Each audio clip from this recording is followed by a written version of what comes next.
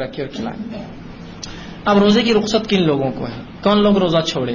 کون لوگ روزہ چھوڑ سکتے ہیں؟ کن لوگوں کو روزہ نہ رکھنے کی سہولت شریعت نے دی ہے؟ اس لیے کہ روزہ تو ہم پہ فرض ہے، لیکن شریعت میں ہر بار ایکسیپشنل ہوتا ہی ہے، مستثنا ہوتا ہی ہے کہ شریعت کچھ لوگوں کو باہر کر دیتی کہ بھائی تم لوگ مت رکھو، اس لیے کہ تم میں فلاں نہیں، طاقت نہیں، سکت نہیں ہے. ٹھیک، تو اسی طرح کن لوگوں کو جو روزے کی رخصت ہے. اب میں وہ باریک باریک باتیں نہیں لوں گا کہ جو بالغ نہ ہوا، جو پاگل ہے، اتنی تفصیلات میں فقہ کی جانے کی ضرورت. موٹی بات کی جو بالغ ہے وہ روزہ رکھیں گا. ان میں کون لوگ ہیں جو ایکسیپشنل ہوں گے، مستثنا ہوں گے؟ تو پہلا مسافر. ٹھیک ہے، مسافر جو ہے، مسافر کو اختیار ہے چاہے تو روزہ رکھے چاہے تو روزہ چھوڑ دے. ٹھیک، یہ اختیار ہے اس کو. ٹھیک، اس لیے کہ اللہ رب العزت نے قرآن میں بھی یہی بات فرمائی اور کہا کہ جو رمضان کا مہینہ پائے وہ فلیصم، وہ روزہ رکھے. ومن کان مریضا او علی سفر فعدۃ ایام اخر، لیکن اگر تم میں سے کوئی بیمار ہو یا مسافر ہو تو اس کی گنتی بعد رمضان کی پوری کرو. سورہ بقرہ سورہ نمبر 2 آیت 185. تو بہرحال ہمیں بھی چاہیے کہ سفر میں چاہے تو روزہ رکھے چاہے تو ہم چھوڑے، اس کا ہمیں اختیار ہے. ٹھیک، یہ ہمیں رخصت ہے، لیکن اپنے سفر کو بہانہ نہ بنائے دوسروں کے لیے. نبی اکرم صلی اللہ علیہ وسلم نے ایک مرتبہ دیکھا کچھ لوگ ایک انسان کو ڈھکے ہوئے ہیں، سب سایہ دے رہے ہیں. آپ پہنچے، کہا کیا بات ہے؟ تو کہا اللہ کے رسول یہ روزے سے ہے اور سفر کی تکلیف سے برداشت نہیں ہوتا. آپ نے فرمایا سفر میں جو تکلیف برداشت نہ کر سکے اس کے لیے روزہ رکھنا کوئی نیکی نہیں ہے، اس لیے کہ روزہ اس نے رکھا، تکلیف سب کو، سب سایہ دے کے کھڑے. تو کہا سفر میں جب کوئی رکھ نہ سکے روزہ تو روزہ رکھنا کوئی نیکی نہیں ہے بھائی، کوئی اس کا فائدہ نہیں، اس لیے کتنوں کو تکلیف ہوتی. اور بہت سے لوگ سفر میں روزہ رکھتے ہیں خاص طور سے، اور پھر شروع ہو جاتے ہیں میرا بیگ اٹھاؤ، میں روزے سے ہوں، میرا یہ کرو، تم نے روزہ نہیں رکھا تم یہ کرو، مطلب اس کو ہمارے بنایا تھے خود. ایسا روزہ کوئی نیکی نہیں ہے. بہت سے لوگ روزہ رکھ کر کیا کرتے ہیں معلوم؟ آپ جائیے گورنمنٹ آفیسز میں فلاں صاحب کا ہے جو مسلمان ہے، صاحب نہیں آیا کیوں؟ اپاس ہے ان کا. تو کس پر احسان کیا آپ نے روزہ رکھ کر؟ ایسا روزہ کوئی نیکی نہیں ہے کہ آپ تنخواہ تو اٹھائے مہینے کی برابر اور کام نہ کرے اس لیے کہ آپ اپاس روزے سے ہیں، یہ کوئی نیکی نہیں ہے ہمارے لیے.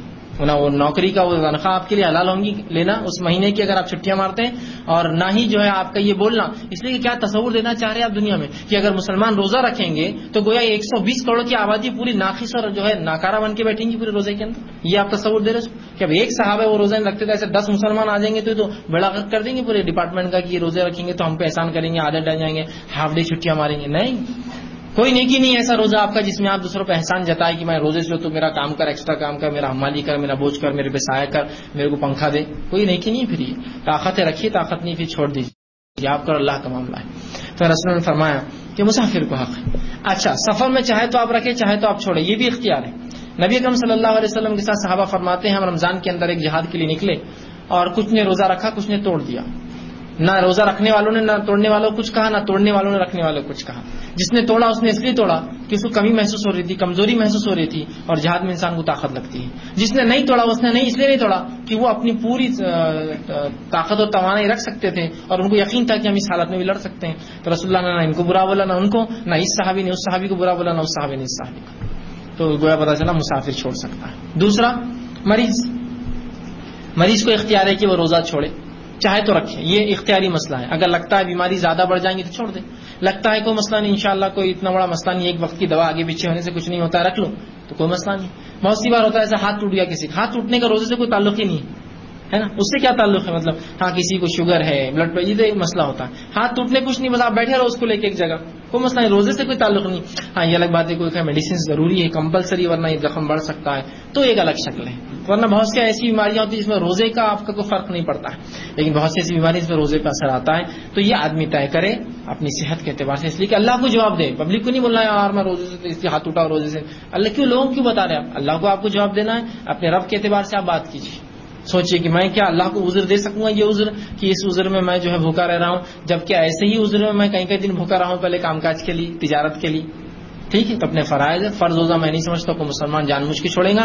اس لیے کہ یاد رکھیے ایک روزہ اگر آپ چھوڑتے ہیں تو پوری زندگی بھر بھی آپ نفل روزے رکھے تو اس ایک فرض روزے کی پور نہیں کر سکتا، اس کے برابر اس کے درجے کو نہیں پہنچ سکتا. تو کبھی مت چھوڑیے بلا وجہ روزہ. تو مریض کو اختیار ہے. اب ایسا مریض جس کا مرض ختم ہونے والا نہیں ہے، مریض بھی کیا کریں گا؟ روزے بعد میں رکھیں گا، مسافر بھی بعد میں رکھیں گا، لیکن ایسا مریض جس کا مرض اس کو بعد میں وقت نہیں دینے والا ہو، یا چاہے جوان ہو چاہے بوڑھا ہو. جوان بھی ہوتے ہیں جیسے شوگر ہے، جوان ہے لیکن شوگر ہے، کیا کریں گا آدمی؟ روزہ نہیں رکھ پاتا ہے. ٹھیک، تو ایسا شخص کیا کرے جس کی بیماری ختم ہونے کے چانس نہیں. یا کچھ لوگ ہیں جو کچھ دن تو رکھ سکتے ہیں، 1 دن 8 رکھ سکتے ہیں، 2 دن 8 رکھ سکتے ہیں، ان کا جسم اتنا ان کو سپورٹ کرتا ہے کہ 2 دن میں ایک روزہ، 3 دن میں ایک روزہ، تو باقی 2 کا کیا کرے؟ اور بعد رمضان بھی کوئی چانسز نہیں کہ اس کی بیماری اچھی ہو کہ وہ کرے، تو وہ ہر ایک روزے کے بدلے ایک مسکین کو کھانا کھلا دیں.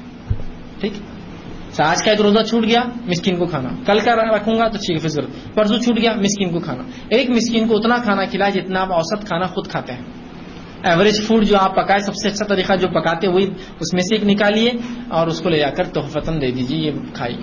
ضرور نہیں بولنا کہ یہ فدیہ ہے میرے روزے چھوڑنے کا، آپ دے دیجیے، کوئی بولنے کی ضرورت نہیں اس کو. ٹھیک ہے، تو ایک مسکین کو کھانا کھلائیں گا بیمار جس کی بیماری میں شفا ہونے کی کوئی صورت نہیں ہے، چاہے جوان ہو چاہے بوڑھا. بہت سے بوڑھے لوگ ہوتے ہیں جن کے بڑھاپے ہی ختم ہونے کا کوئی چانس نہیں، کمزوری ختم ہونے کا کوئی چانس نہیں، تو کیا یہ روزے چھوڑے؟ تو ہاں روزے چھوڑ سکتے ہیں. ہر روزے کے بدلے ایک مسکین کو کھانا دینا روز دیجیے. کچھ لوگ بولتے ہیں 29 دن کا ایک ساتھ دیں گے تاکہ اس کی عید ہو جائے، کپڑے بن جائیں. کپڑوں کو نہیں دینا ہے پیسے، یہ فدیہ ہے. روز کے بدلے روز ایک مسکین کو کھانا کھلائے. عبداللہ ابن عباس فرماتے تھے کہ 2 لوگوں کو کھلائیں، ایک مسکین کو 2 وقت کا کھانا کھلائیں. بہرحال لیکن قرآن نے تو کہا طعام مسکین، ٹھیک ہے، ایک مسکین کو کھانا کھلاؤ. تو ایک مسکین کو آپ ضرور کھانا کھلا دیں ان کے بدلے. اسی طرح اور کون روزے چھوڑ سکتا ہے؟ تیسرا وہ فرد جو روزے چھوڑ سکتا سماج کا وہ خاتون ہے. وہ خاتون جس کو حیض یا نفاس ہو، اس پہ بھی روزے فرض نہیں ہے.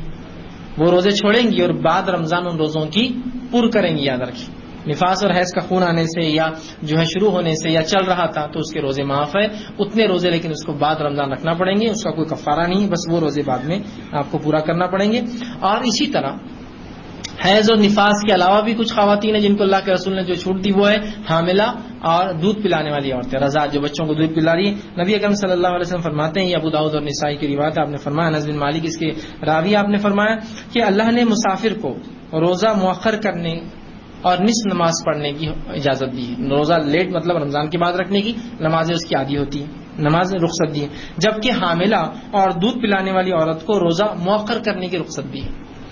جو حاملہ ہے اور دودھ پلانے والی عورتیں یہ اپنا روزہ مؤخر مطلب بعد رمضان رکھ سکتی ہے، بعد رمضان رکھ سکتی ہے. ٹھیک ہے، تو یہ مؤخر کر سکتی ہے، اس میں کوئی حرج نہیں. اب اگر کوئی خاتون یہ کہے کہ کبھی ایسا ہوتا ہے انسان کو کہ ایک پیدر پہ ان کو اولاد ہوتی ہے، حمل ہے پھر رضاعت ہے، حمل ہے پھر رضاعت ہے، حمل ہے پھر رضاعت، کیسے کریں گے؟ 4-5 اگر ان کو اولاد ایک ساتھ ہو جائے، ایک کے بعد ایک کے بعد، تو ظاہر حمل رضاعت حمل، تو کیا پورے چھوڑ دیں؟ اور ظاہر سی بات ہے اتنے جمع ہو جائیں گے تو کیا یہ پورا کر سکیں کبھی زندگی میں؟ ممکن نہیں ہوتا ہی. ٹھیک، تو اس تعلق سے علماء کہتے ہیں کہ ہر روز کے بدلے ایک مسکین کو بھی کھانا دے دے. جو عورت یہ جان چکی ہے کہ پہلے ہی کافی روزے اس کی چھوٹ چکے ہیں، مثال کے طور پر پہلے بچے کے حمل تھا، ٹھیک ہے، حمل ظاہر سی بات ہے وہ رمضان چلے گا، پھر رضاعت آ گئی 2 سال چلے، پھر دوسرے بچہ پیدا ہو گیا تو اس کا حمل تھا، پھر اس کی رضاعت شروع ہوگی، پھر تیسری اولاد ہوگی اس کا حمل رضاعت، تو ظاہر سی بات ہے کہیں روزے چھوٹ گئے. اب کیا ممکن ہے کہ اتنے روزے 120 150 180 روزے ہو رکھے 4 5 7 8 سال کے جمع ہو جائے؟ نہیں ہو سکتا ہے. تو علماء نے کہا کہ پھر ایسا جب امکان ہے تو ہر روز ایک مسکین کو کھانا دے دے، وہ انشاءاللہ اس کے لیے کافی ہو جائیں. ٹھیک، اس لیے کہ یہ بھی بیماری میں کاؤنٹ ہو رہا ہے، یہ قسم کا کہ وہ چاہتی ہے لیکن رکھ نہیں پاتی ہے، اس لیے کہ بچے کی صحت کا مسئلہ ہے، بچے کو دودھ نہیں ملے گا تو اس کا حق ضائع ہوگا. یہ الگ بات ہے کسی کو اللہ نے اچھی صحت دی ہے اور بچہ بھی اس کا رضاعت دودھ بھی پیتا رہے اور اس کو روزہ رکھنے کی بھی اللہ نے سکت دی ہے تو رکھیے پھر رضاعت میں. لیکن حمل میں بھی ایسا ہو سکتا ہے کہ کسی کو سکت ہو رکھیں لیکن کسی کو طاقت توانائی قوت نہ ہو، کمزوری ہو، اولاد پہ کوئی اثر پڑ سکتا ہو تو روزے فرض نہیں پھر ایسی ہو. ورنہ بہت سی بار عورتیں نہیں مجھے روزے رکھنا چاہیے اس لیے کہ مجھے یہ عمل چھوڑنا نہیں، بہت اچھا عمل ہے روزے، لیکن ابھی اولاد کی جان ظاہر سی بات، انسانی زندگی بہت اونچی ہے تمام معاملات سے. یاد رکھیے شریعت میں ان کا بڑا مقام ہے، انسانی زندگی کا بڑا اونچا مقام. اس حد تک انسانی زندگی کو شریعت نے مقدس سمجھا کہ نبی اکرم صلی اللہ علیہ وسلم کی دور میں خاتون آئی جو زانیہ تھی، زنا، اور زنا کی سزا ہم سب جانتے کیا ہے، لیکن اس نے کہا اللہ کے رسول اس زنا سے میرا حمل ٹھہر گیا ہے. تو رسول اللہ نے کہا پھر تو اب تجھے سزا نہیں دی جا سکتی ہے، یہ بچے کے پیدا ہونے کے بعد ہی سزا ملیں گی تجھے، جا. وہ گئی، پھر وہ اولاد پیدا ہوئی، پھر آئی اور کہ اللہ کے رسول آپ سزا دے دیجیے. تو کہا ابھی اس کا حق ہے تجھ پر. جب یہ کھانے پینے لگے جبا، پھر وہ گئی اور بچے کو ساتھ لائی جبکہ اس کا دودھ چھوٹ چکا تھا، وہ کھاتا پیتا تھا. اس نے رسول اللہ کے سامنے سے کھانے کی چیز دی، اس بچے نے وہ چیز کھائی. اللہ کے رسول کو اطمینان ہوا، آپ نے کہا کہ اس بچے کو لے لو اس سے، اور اس عورت کو سنسار کرنے کا حکم دیا گیا، اسے قتل کر دیا گیا. تو اندازہ لگا انسانی جان کی حرمت کہ وہ اولاد جو پیٹ میں تھی اس کی کیا غلطی تھی اس زنا کے اندر، اس کو سزا نہیں ملی، اس کو پیدا ہونے کے بعد بھی سزا نہیں ملی اس لیے کہ ابھی اس کا حق رضاعت، اسے رضاعت دودھ دیا گیا. اس کے جب کھانے پینے لگا اس کے حق اس کی والدہ سے ختم ہے، تب اس کی ماں کو سزا دی گئی کہ اسے سنسار کیا گیا. اور جب اس کو مارا گیا اس خاتون کو مارا، سنسار سزا پتہ ہے نا، زمین میں انسان کو گاڑ دیا جاتا ہے اور صرف چہرہ اوپر ہوتا ہے، جب اسے پتھر مارے گئے تو اس کی جان نہ نکلتی ہے. علی بن ابی طالب رضی اللہ عنہ موجود تھے, انہوں نے ایک بڑا پتھر اٹھایا اور حدیث میں آتا اس کے چہرے پر مار دیا. جب مارا تو خون کے کچھ حصے جسم پر اڑ گئے, جس پر آپ نے کراہت کا اظہار کیا. یہ مطلب زانیہ تھی اور اس کا خون میرے جسم پر اڑ گیا. تو نبی اکرم صلی اللہ علیہ وسلم نے کراہت کی ضرورت نہیں. اس عورت کی توبہ اتنی خالص تھی کہ اگر 70 مدینے کے لوگوں میں اس کی توبہ دے دی جاتی تو سب کی مغفرت کے لیے کافی تھی. 70 لوگ, اس لیے کہ اندازہ لگائی زنا تو کونے میں کی تھی اس نے, کسی جگہ آ کر نہیں بولتی تو کون دیکھنے والا تھا؟ کوئی مانیٹر کر رہا تھا اس کو کہ اس نے زنا کیا؟ کسی نے نہیں. پھر بھی آئی اور بولی, اپنے گناہ کا اعتراف. جب رسول اللہ نے کہا جا پیدا ہونے کے بعد آنا, تب بھی اس کو 9 مہینے کا موقع تھا, بھاگ جاتی. کہیں کہ واپس آتی پیدا ہونے کے بعد, چھپ جاتی. تب بھی وہ آئی.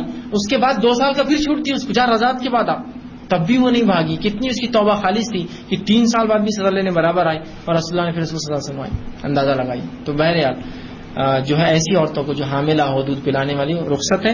پھر ان کی صحت, توانائی, تندرستی کی تو وقت, حالات, زمین, زمانے, لوگوں کی صحت الگ الگ ہوتی ہے. لہٰذا آپ ڈاکٹر سے کنسلٹ کریں. شرعی حکم میں نے بتا دیا, ڈاکٹر پرمٹ کرے تو رکھیے, اگر اجازت نہیں دیتا ہو تو میں سمجھتا ہوں احتیاط کرنا یہ زیادہ آپ کے لیے بہتر ہے.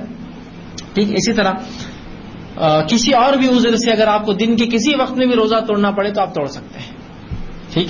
بہت سے لوگ کہتے ہیں کہ رمضان کا روزہ 10 بجے کے بعد نہیں توڑنا, ایسا کچھ بھی نہیں.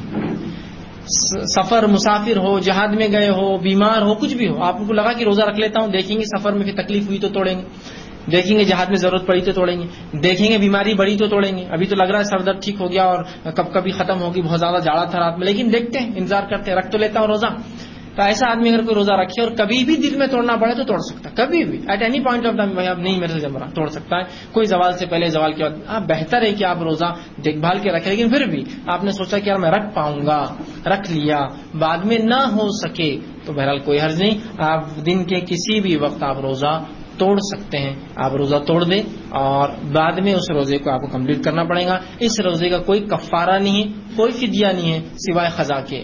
آپ کو بعد میں صرف جو روزے کی قضا کرنا پڑے گا, بس اتنا ہی ہے. اور جو بیماری کی وجہ سے روزے چھوڑ دے, بڑھاپے کی وجہ سے روزے چھوڑے, ہر روزے کے بدلے ایک مسکین کو جو ہے وہ کھانا کھلائے.